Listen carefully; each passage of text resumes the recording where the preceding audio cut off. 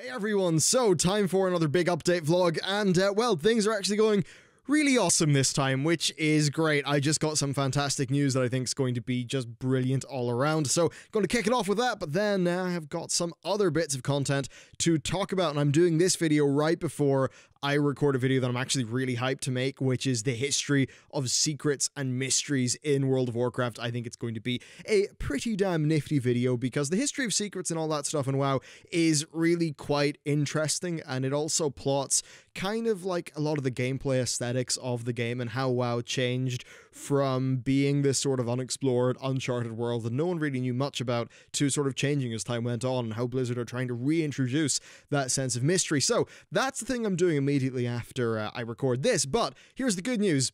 Finally, my housing application and all that stuff in Belfast it has all went through. Now, what does this actually mean? Well, so for the last 2 months, I've been working from home, and by home I mean the family home. Now, that's been good in some ways. The ways that it hasn't been good are that I'm pretty much isolated from all the people that I know, and I am working and, you know, sleeping in the same sort of house, but there's nowhere really around me to actually leave and go to. So that's been sort of strange. It's kind of been hard mentally to stay focused and actually have good productive work days, which is a bit of a pain in the ass. But the good news is housing application in Belfast went through. Now, what's particularly good is it's literally my ideal property, and I'm renting, by the way, but it is my ideal rental property because it has enough space to do everything for YouTube, and I mean everything. So this big almighty box that I have green screened out, so I don't know, I probably just look like I'm slapping air, but this whole thing will fit because I basically ended up getting a 2-bed so that one of the bedrooms can be used as a like recording studio thing. Now you might think, is that not a bit excessive? But here's what I've really found out. One of the things when you're doing YouTube that kind of can take up a lot of time is setup and teardown. But having one of the nice things about actually moving back home is that I've been able to put this in a gym that, you know, of course, like everyone's home gym, it ain't used as a gym, but I was able to put the recording box here, and one of the things that's been great about being at home is that I've just had this permanent recording setup, which I've really enjoyed, so I can have that at my new place. But the thing that I don't really have that much room for at home is like a proper full great office.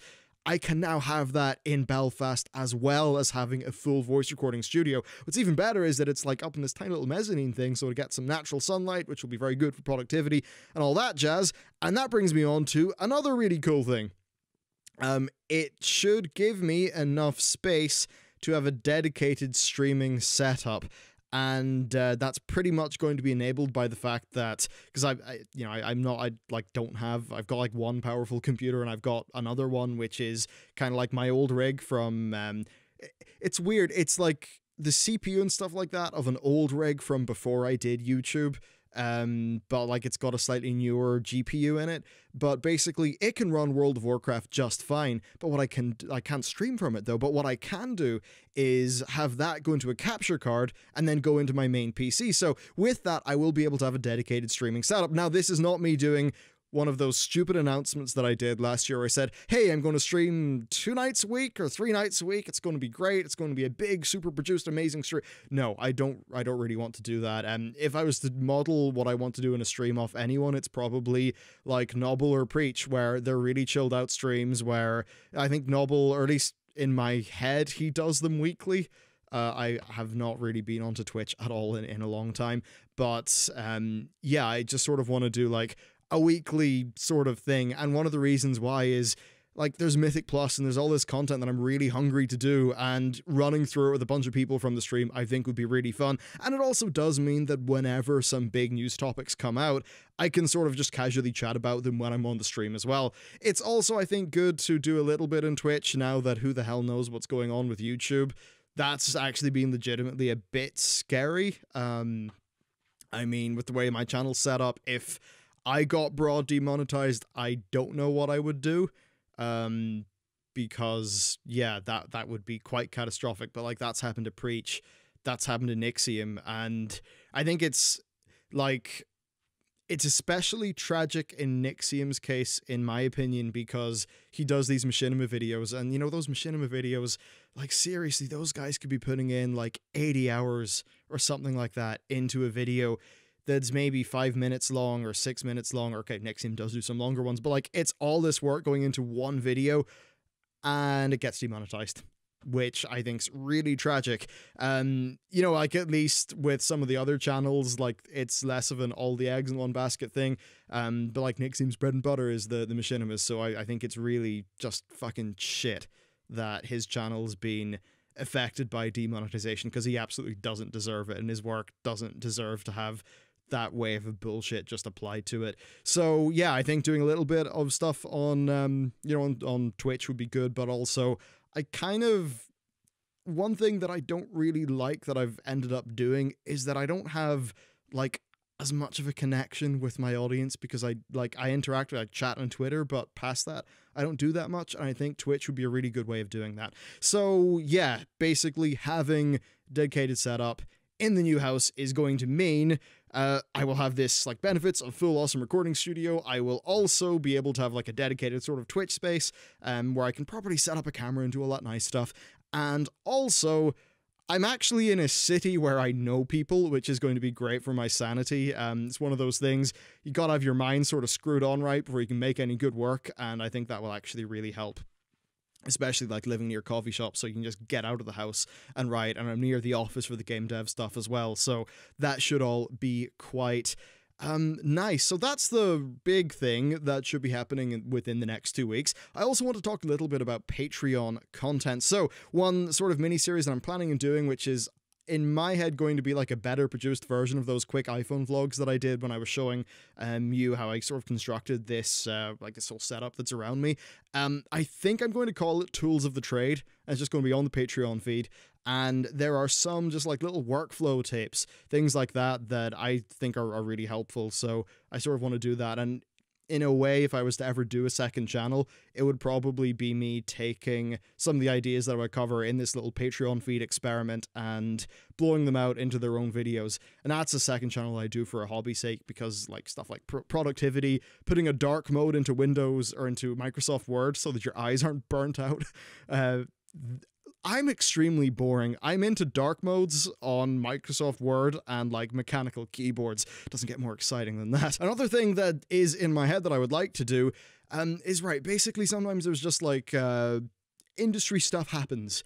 There are like just topics basically where they can't fit on my channel, because my channel's right now for World of Warcraft videos, and if I was to just upload loads of stuff that isn't related, it would really hurt the channel because of the way YouTube works. So I'm thinking of doing just like the odd thought piece and sort of putting them here, and maybe I'd have a second channel that I just sort of like put those secondary videos on. That's a channel that's not really, it wouldn't be something that I'd ever mean to be like a you know, a big businessy channel, or you know, something that's actually sort of self-sustaining. It's more just really harkening back to way back in the day when you just flicked the camera on, you talked over some gameplay, and you know, you got to talk about an idea, which I think is still important to kind of keep what we do grounded in that origin. So yeah, I might do that. Like one example that I recorded it and I completely forgot about it, but it was about the Lawbreakers launch, because Lawbreakers is a game that I played for like 3 or 4 days. I had an absolute blast. I mean, I love that game, but it's got like 200 concurrents, 300 concurrents. It's an absolute tragedy what's happened. So I recorded like a 10-minute video on that, and I was thinking of doing a similar one on the Destiny 2 beta, but then I just got a little bit busy. But I think stuff like that could be a pretty cool idea. So I would like to know what you think about both the Tools of the Trade series and the sort of thought piece things. Really, I see that like on the Patreon feed, there's maybe some types of content that like I can sort of do as a tester here, and then like if you guys like it, that probably means, okay, maybe we can, you know, blow this out a little bit more, put another channel, get a bit more variety going. So yeah, I'm interested in that. Now, the other thing is what World of Warcraft videos are in the works. So I already talked about the Mysteries and Secrets one, which is, I think, going to be great. I'm really looking forward to doing that. So there's that. Then there's a gold making video. You guys should see that tomorrow on Patreon, actually. Basically, you can kind of do the Warlords of Draenor Garrison gold thing. The only difference is that with Legion, it's a Blood of Sargeras to gold converter because of the blood vendor, and roughly you can make about 1,000 gold per blood, which is better than most methods. So I think it's actually a really good method of making some gold. I think the video might get a bit of pushback because I know that gameplay wasn't popular in Warlords, but I think there's a lot of people, you know, maybe like you're 15, 16, 14, whatever, and being able to pay for World of Warcraft with your in-game gold is like important to you, especially like I know back in the day when I was that age, I would have completely loved that sort of thing. So I'm definitely going to do that. So this gold making video, I sort of want to do a video about like the stuff that grinds your gears in World of Warcraft. Now, I've got to be careful when I do it because it's not a video that's like angry. It's a video about like, here are some tiny problems that are sort of annoying but really relatable. What do you think? So stuff like days, you are still in combat, all those lovely things that we get to deal with every day. But definitely a more jovial video, of course. And I guess, speaking of videos that are roughly critical, the Antoran Hell video came out, and I think about like 82% like to dislike ratio, which I'm happy with for a game design video like that. When I was looking through the comments, I think there's actually a lot of really brilliant discussion there, which was lovely to see. A lot of people talking about ideas, level design, stuff like that. The one thing that was a little bit saddening was it got quickly turned into a casual versus hardcore argument, where fun was conflated with where frustration was conflated with difficulty, which was conflated with hardcore, and putting difficulty into the game again, which was sort of one of the lines that was being taken. For me, I think that challenge shouldn't be frustrating in the sense that days is frustrating, if you kind of get what I mean. You know, my favorite games are really fun, but they're also really challenging. I think Blizzard could do a bit of a better job there, but still, I was happy that video went out, and I hope that it's just got a bit of a conversation going, and maybe if one or two WoW developers were to see it, I think it would be, you know, maybe if it just introduces a thought or says, hey, here's maybe a counterpoint to this idea. I mean, personally for me, what I think the biggest victory would be is for them to keep on making the odd zone like the Antoran Wastes, but then to make really fun movement mechanics. Just look at Guild Wars 2 and some of what ArenaNet are doing. Even actually Guild Wars 2, just now that I bring it up, they only have 5 mounts in the new expansion, but all the mounts have different traversal mechanics. Like, so that the mounts are specialized, so they actually feel like it's you and your creature, not just you and a 200% or whatever percent movement speed that has a different skin. So I think that's a really interesting idea. I probably won't be able to play enough Guild Wars 2 to try out one of those mounts, but one of my friends is a big Guild Wars 2 person, so maybe I'll get to see what it's like in one of her characters, and maybe relay it at some point. So there's that. And then another video, I almost forgot about it, another video that I did record yesterday, and I need to just work out how I'm going to like have that piece together, but it's about choosing a main, because originally I wanted to do a video which was like a bit of a review of the class roundup, or the class reviews, but really I thought, nah, I think it's more interesting if I talk about like, what did I choose as my main for 7.3? Because I think that's a big, like, that's a question that people have when they come back to the game, and it seems like loads of people came back for 7.3.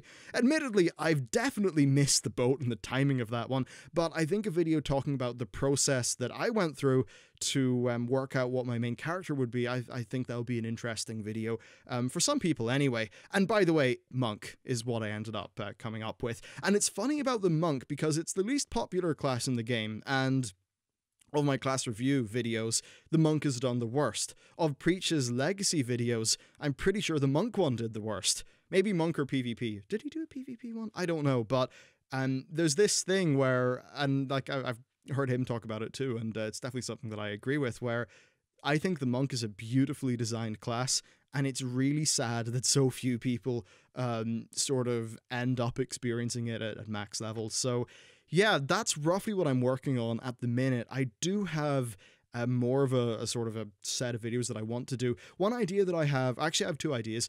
One of them is I kind of want to try doing a video series that's retelling the First War and the Second War.